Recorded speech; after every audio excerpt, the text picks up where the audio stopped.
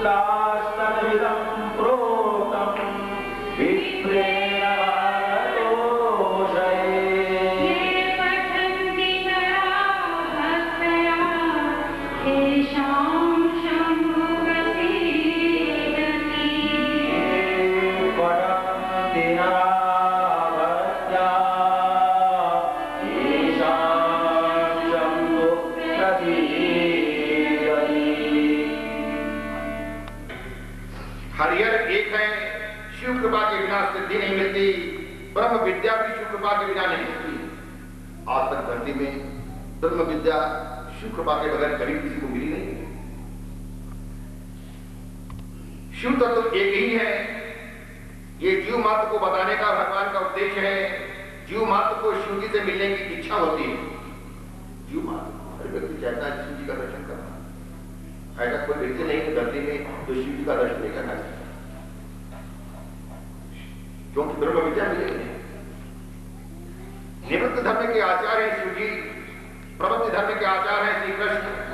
सब प्रकार की प्रवृत्ति में होने पर भी प्रवृत्ति का जरा भी रंग न लगे, इसका आदर्श श्री कृष्ण ने जगत को दिखाया है। दक्ष के यज्ञ प्रसंग में देखा कि अनन्य भक्ति का अर्थ ये नहीं कि एक ही देव की भक्ति करो, दूसरे की नहीं। अनेक में एक ही देव का दर्शन करो। भक्ति का यही अर्थ है। प्रभु सर्वव्यापक है, जो सब में प्रभु का दर्शन करे वही उत्तम वैष्णव है। अपने एक इष्ट देव में परिपूर्ण भाव रखना, दूसरे देवों को अपने इष्ट देव का अंत मानकर बंधन करना। पत्नी अनन्य भाव पद में रखती है और दूसरे संबंधियों से सामान्य प्रेम रखती है। कई वैष्णव कहते हैं कि हम शिव जी का पूजन करेंगे तो हमको अन्याय का दोष लगेगा। ये भूल है, ये भूल है। 5 देव एक ही, 5 देव एक ही, उनमें भेद बुद्धि मत रखो। शिव और पार्वती के विवाह के समय से गणेश का पूजन किया गया। गणपति जी ब्रह्म स्वरूप हैं, वो तो नित्य है। पर पार्वती के यहाँ उनका अवतार हुआ था। भले ही इन सबकी भक्ति करो, पर यदि बाल कृष्ण की सेवा न करोगे तो सभी पूजा निष्फल होगी। बाल कृष्ण प्रेम का दान करते हैं। इस प्रेम के बिना ज्ञान शुष्क है, प्रेम के बिना ज्ञान की शोभा नहीं। दक्ष प्रजापति ने यज्ञ किया, मगर उसने भेद बुद्धि रखने के कारण शिव की पूजा नहीं की, अतः उसके यज्ञ में विघ्न आया। ये शरीर पंचायत, ये शरीर पंचायत पंच तत्वों का शरीर बना हुआ है। एक तत्व का एक देव है। इस पंचायत के 5 प्रधान देव निम्न हैं। जल तत्व शिव, जल तत्व शिव।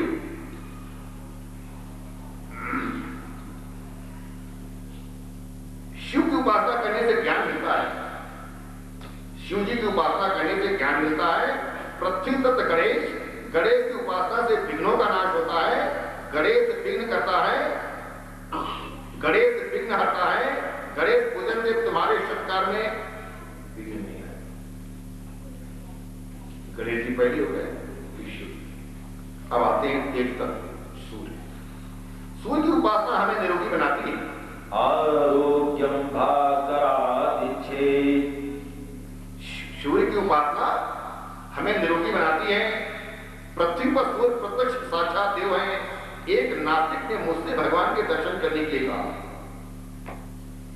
मैंने सूर्य की ओर इंगित करके कहा, यही साक्षात परमात्मा है।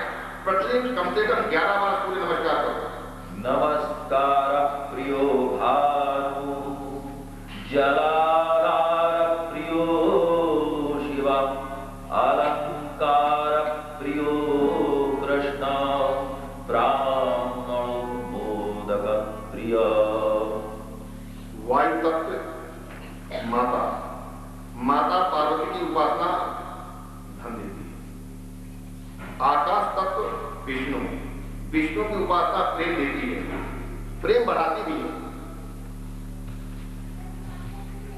सूर्य की पूजा से तुम्हें अच्छा आरोग्य मिलेगा। शिव जी की पूजन से तुम्हें ज्ञान लाभ होगा। पार्वती की पूजा से संपत्ति होने पर भी प्राप्त होगी। बुद्धि शरीर संपत्ति होने पर भी श्री कृष्ण की सेवा न करोगे बात नहीं बनेगी। श्री कृष्ण प्रेम दाता है। द्वारकाधीश की सेवा स्मरण में तन्मय होने के बाद यदि प्रजापति दक्ष ने शिव जी की पूजा छोड़ दी होती तो कोई हर्ज नहीं था, किंतु उसके दिल में वैर भाव था, उसने भाव से यज्ञ किया, अतः वो यज्ञ बाहुत हुआ। जीव ही दक्ष है, जीव ही दक्ष है। सद्गुरु शिव जी, सद्गुरु शिव जी, शरीर को सात कमी रखो, शरीर एक मुट्ठी भर भस्म है, उसका अनावश्यक श्रृंगार और लालन छोड़ दो, यही है शिव जी का उपदेश।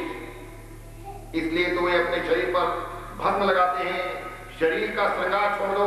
मानव जीवन तपस्या के लिए बना है। क्या सिखाते हैं शिव जी? मानव जीवन तपस्या के लिए बना है। जो तप नहीं करते उनका पतन निश्चित है। मानव जीवन का लक्ष्य भोग नहीं, ईश्वर है। समभाव और सद्भाव सिद्ध करने के लिए सत्संग की जरूरत है। सत्संग की क्यों है? क्यों हम सत्संग में आए? उसका कारण है समभाव और सद्भाव। समभाव और सद्भाव सिद्ध करने के लिए सत्संग की जरूरत है। समभाव तब सिद्ध होता है जब हरेक जड़ चेतन की ओर ईश्वर की भावना जागे। मानव अवतार परमात्मा की आराधना तब करने के लिए पशु भी भोगों का उपभोग करते हैं। यदि मनुष्य केवल भोग के पीछे ही दीवाना हो जाएगा तो फिर उसमें और पशु में कौन सा भेद रह जाएगा? प्रभु ने मनुष्य को बुद्धि दी, ज्ञान दिया, पशु को कुछ नहीं दिया। आने वाली कल की चिंता मानव कर सकता है, पशु नहीं। ना तो देव तप कर सकते हैं और ना देव भी तप नहीं कर सकते, भोग करते हैं। पशु भी भोग करता है। देव पुण्य का उपभोग कर रहे हैं, देव पुण्य का उपभोग कर सकते हैं। तपस्या का अधिकार केवल मनुष्य को है। मनुष्य विवेक पूर्वक भोग का भी उपभोग कर सकता है। भोग का उपभोग विवेक पूर्वक किया जा सकता है। मनुष्य जीवन में इस प्रकार के तप करने के लिए तप के कई प्रकार हैं। तप के कई प्रकार हैं। एक तपस्थली है भगवान शिव और माता गौरी। तप के कई प्रकार हैं। कष्ट सहते हुए सत्कर्म करना तप है। कष्ट सहते हुए सत्कर्म करना तप है। उपासना भी तप है। उपासना कई बार है, परमात्मा के कई बार ये भी तप है। पूर्णिमा अमावस्या के दिन पवित्र माने गए हैं। उन दिनों अनशन करना चाहिए। परोपकार में शरीर को लीन करना भी तप है। परोपकार पर ही शरीर को लीन करना भी तप है। ये तप के कई स्वरूप हैं। ये तप एक स्वरूप नहीं। शरीर संबंधी तप है, शरीर संबंधी तप है, पानी संबंधी तप है, मन संबंधी तप है, तमाम तप है। गीता जी में तप की व्याख्या करते हुए कहा गया है भाव संशुद्धिरते तपो मानस समुच्यते। भाव संशुद्धि बड़ा तप है। अब भाव संशुद्धि कैसे करें? बिना तप के नहीं। हमारे भाव, ईश्वर भाव मन में सदा बना रहे, स्थिर बना रहे, मन विचलित न होने पाए ईश्वर भाव से। इस सबसे बड़ा तब का फल यही कि ईश्वर भाव मन में, सभी में ईश्वर का भाव रखना भी तप है। ईश्वर विराजित है, सब में ईश्वर विराजित है, ऐसा अनुभव करना महान तप है। जब तक ऐसा तप नहीं किया गया कभी भी हमारी सद्बुद्धि कार्य नहीं करेगी। सब में ईश्वर विराजित है, क्योंकि हमको सब में ईश्वर का दर्शन हो ही नहीं रहा। ऐसी अनुभूति इसलिए नहीं हो रही। अंतःकरण को पवित्रता से हृदय में सदा सर्वदा शांति और प्रसन्नता रहेगी। प्रिय और शब्द बोलना वाणी का तप है। प्रिय और सत्य बोलना, पवित्रता, सरलता, ब्रह्मचर्य, अहिंसा शरीर संबंधी तप है। सभी के प्रति संभाव और भाव रखने वाले के मन में कभी काम प्रवेश नहीं करते। विकार और वासना को नष्ट करने का यही श्रेष्ठ उपाय है। जो सभी की ओर सद्भाव रखे, सभी में ईश्वर के अंश का अनुभव करे, दूसरा कोई कभी सफल नहीं हो सकता। पूर्ण रूप से सफलता प्राप्त करने के लिए सभी की ओर सद्भाव रखें और सभी में ईश्वर की अंश का अनुभव करें। प्रजापति दक्ष ने यज्ञ में शुद्ध भाव सद्भाव न रखा, अतः उसे दुख सहना पड़ा। उसका यज्ञ से कल्याण न हो पाया तो उसने शिव जी के प्रति भाव रख कर यज्ञ किया था। यज्ञ ने दक्ष ने यज्ञ करते हुए हृदय में दुर्भावना रखी कि शिव जी को पूजा नहीं करेगा, इसी कारण से यज्ञ कार्य में बाधा उपस्थित हुई। अतः किसी की भी ओर कुभाव न रखो, तभी धर्म सफल होता है। सद्भाव रहित होने के कारण दक्ष का धर्म कार्य अधर्म कार्य हो गया। प्रजापति दक्ष के यज्ञ की कथा का उद्देश्य हरिहर का अभेद बताने का है। शिव चरित्र की कथा वक्ता और श्रोता के पापों को भस्मीभूत करने वाली है। वक्ता और श्रोता दोनों के पापों को भस्मीभूत करने वाली है। अधर्म के वंशजों से सावधान रहो, अधर्म के वंशजों से सावधान रहो। चौथे स्कंद के 8वें अध्याय के प्रथम 5 श्लोकों में अधर्म के वंशजों का उल्लेख है। जैसे धर्म के वंशज होते हैं उसी प्रकार अधर्म के भी वंशज होते हैं। जैसे धर्म फलता फूलता है, अधर्म भी उसी प्रकार फलता फूलता है, पर अंतर इतना ही है, धर्म को ईश्वर की प्राप्ति होती है, अधर्म को नहीं। ये श्लोक महत्व के हैं। पूर्ण न कर सको तो कोई बात नहीं, किंतु पाप तो कभी मत करो। अधर्म की पत्नी का नाम है मशा देवी। मिथ्या भाषण करने का बुरा स्वभाव, उसी में से दंभ का जन्म हुआ। लोग वैष्णव तो कहलाना चाहते हैं, किंतु सच्चा वैष्णव होने की इच्छा कोई नहीं रखता है।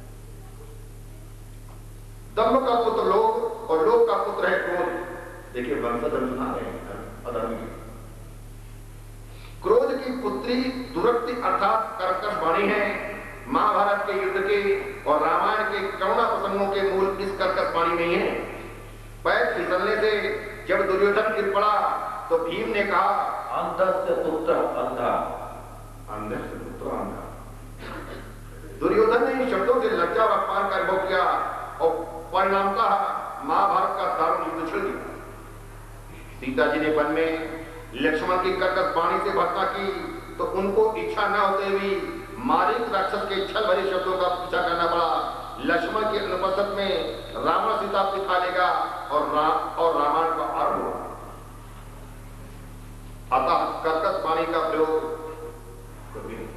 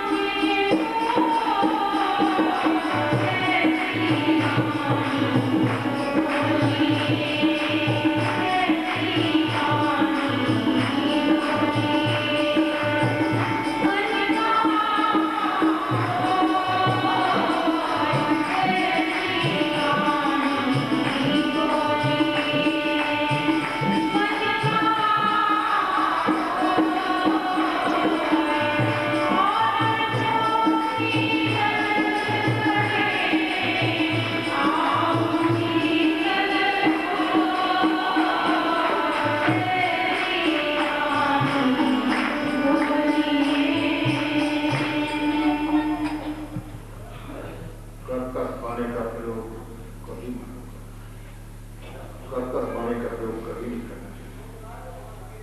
अगर ऐसा समय आ जाता है तो चुप रहना जाना चाहिए। कर्कश वाणी बोलने की बजाय चुप रहो, बहुत ज्यादा।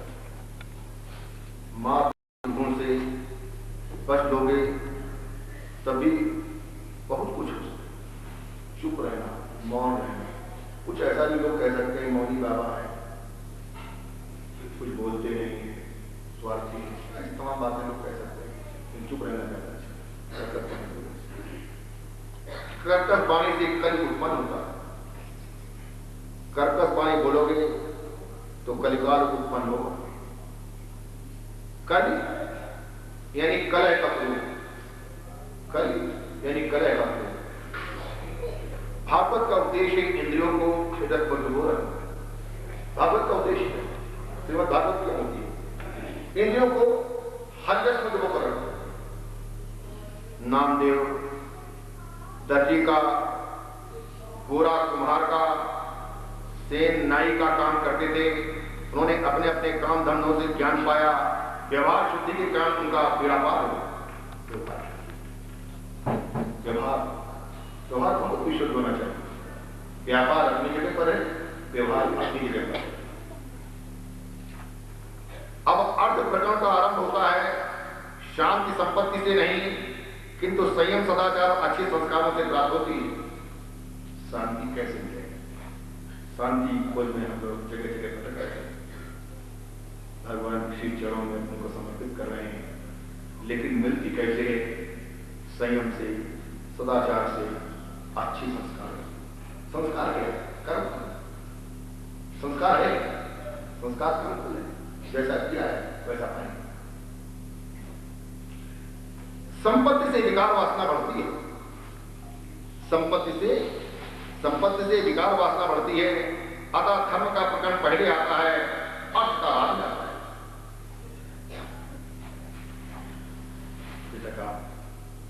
श्रीमद् भागवत से चतुर्थ स्कंद कथा सुन रहे थे। अब जो जी का आख्यान आ रहा है उत्तान पाद की कथा, जीव की कथा है। उत्तान पाद की कथा जीव मान की कथा है, जो अगली पाली में आपको सुनाई है। हरे राम हरे राम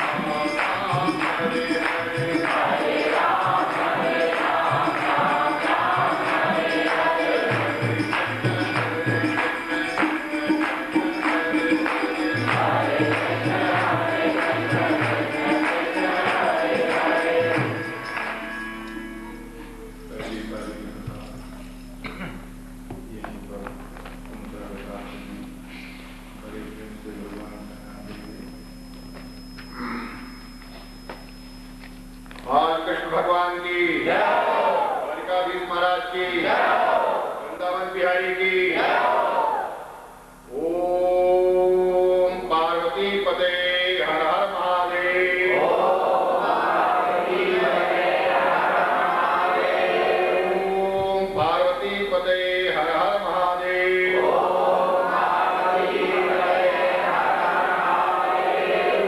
ओम पार्वती पते हर हर महादेव। केदारनाथ भगवान की, केदारनाथ भगवान की, केदारनाथ भगवान की।